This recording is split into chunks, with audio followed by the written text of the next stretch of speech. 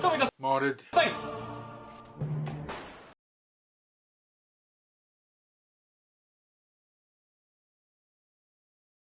Right guys, and anyway, back again, episode 34 of Show Me the Modded Thing. A little bit of a change to the submission details. The deadline is still the 13th of the month, but the movie will go up on the 20th. Just gives me a few extra days to get things organised. And some guidelines, just straightforward and simple. Preferred name or handle on the first line, and clear, sharp, numbered images if you please. Right, jumping straight in, we've got Slyn Oderson.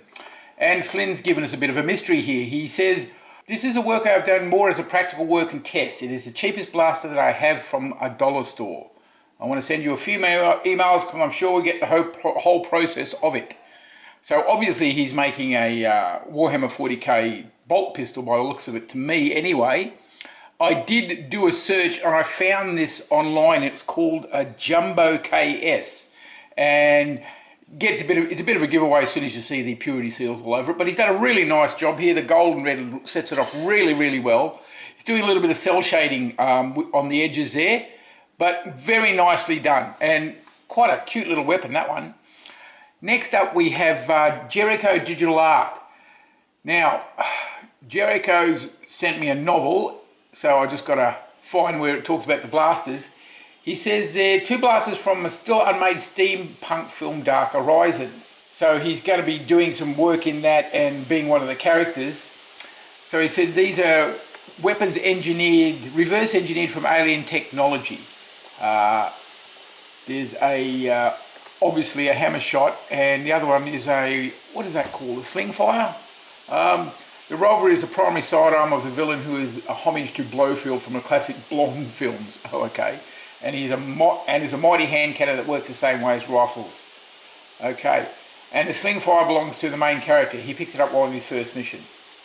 He doesn't actually give me much details about the actual blasters themselves. Nicely done, mate. Nicely done. Now, next up we have the always well-named El Nerfo Loco, and he's done an Ember Strike that has fallen victim to the Hive Mine. It's been reincarnated as a biochemical malarkey. He says, "I've used great stuff," I'm assuming he means green stuff, "for the boils effect and acrylic tubing for the protruding vessels. I stuck some more effects on the front end of the blaster from Final Faction toys for more mutation effect. Internally I have a spring upgrade with the dart pegs removed as well as the AR. Nothing crazy, well, I'd argue that point, for just pure foam fingering fun. This thing is gorgeous. I love the blue on the Chintinus, I think they're pronounced, scales on the back. And the boils and the pustules must have taken him forever to do. Patience of a saint. This thing is gorgeous. The colour scheme is perfect, purple and blue, and counter shading and everything. All you need is an open pus-filled boil just to top it off. Maybe you could just have some yellow coming out of the screw holes, something like that. This is gorgeous. Really, really well done, mate. Impressive. Okie dokie. Next, we've got something that when I first saw it, I thought, oh my God, that's gorgeous. Who printed that? And then I read the contents of the email, and he said, "Hi, I thought I would share you some pictures of my latest build. I picked up a Dart Zone Thunderbolt on sale for $14.99. Thought I would try to do something different, something I have yet to see, and make it a half dart full auto." So cute little submachine gun, and he's just got a list of what he did. So starting with an XSW full auto strife kit with some major internal fabrication and minimal shell cutting as possible. Daybreak 41mm printed cage, Bulldog flywheels, Kraken 3S motors, Honey Badger pusher, Worker half dart adapter, a homemade pusher, so 2 pushers, go figure, Worker printed battery stock, a Unicorn front grip, spray paint with ivory white gloss bat, and gorgeous! Oh, it's lovely. I want it. I want it. Send it to me right now. I do like that front little grip. I don't know if that's printed. Looks it. Brilliant stuff. And if it's working full auto, it should be so much fun. I'm going to have to get one somewhere, somehow.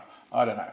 I'll have to fly to America and mug him. Right, guys. Sorry for the change in sound. I have to use my phone camera to record the rest of this. But here we go. Next one is from Daniel P. And he hasn't given me any information really, just sent a list of what it's fitted with. So 200 FPS, 3S LiPo band blaster setup, semi-auto, printed short dart mag adapter, flared magwell, Foam blasted strife kit from Markets Close, that meat cleaver front end with the foregrip.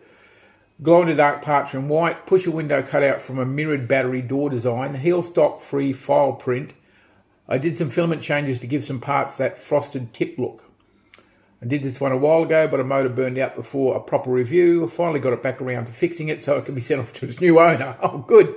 Well, I'm glad the new owner's got it. This is a gorgeous little compact thing, just like the previous one. Really like the pistol grip stock. That's really clever. I'm going to have to look into that, doing a few. Mine, I've got a strife somewhere. But other than that, really, really gorgeous thing. Can't fault his work again. Some people are just so talented. They put so much effort into getting things perfect and right. Right, next up we have you've probably recognised it already. It's a Fortnite SPL mod from Roland D. Now he says he did not like the goofiness of the blaster. Join the club.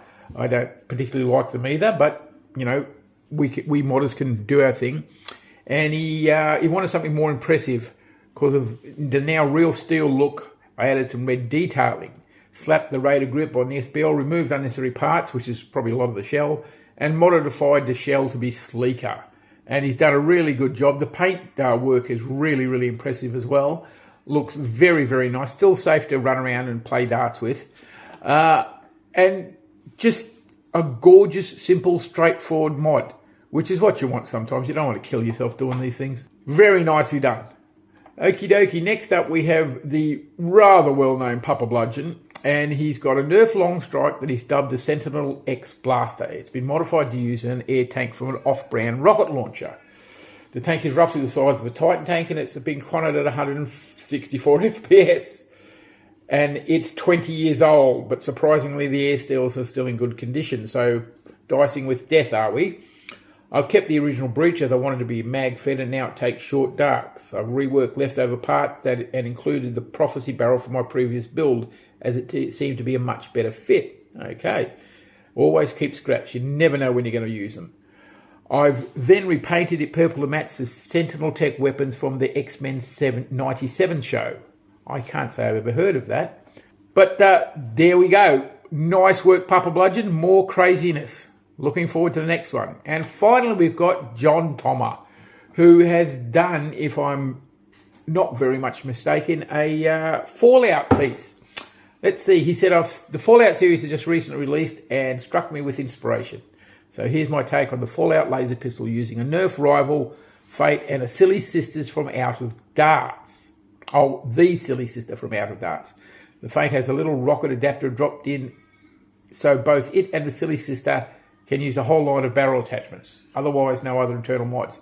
Excellent work. Again, gorgeous paint scheme. Love the rust and the decay on it. And am I very much mistaken? Is that a muzzle-off Han Solo's blaster there right on the end? I think it is. Nicely done, mate. Excellent work. Absolutely excellent work as usual. And nice, crisp, clean, sharp paint. Oh, I'm impressed. Okay, guys, now it's time for my turn. This is the Maelstrom I've built for the 500 subscriber win. Enjoy the photos. See you next time.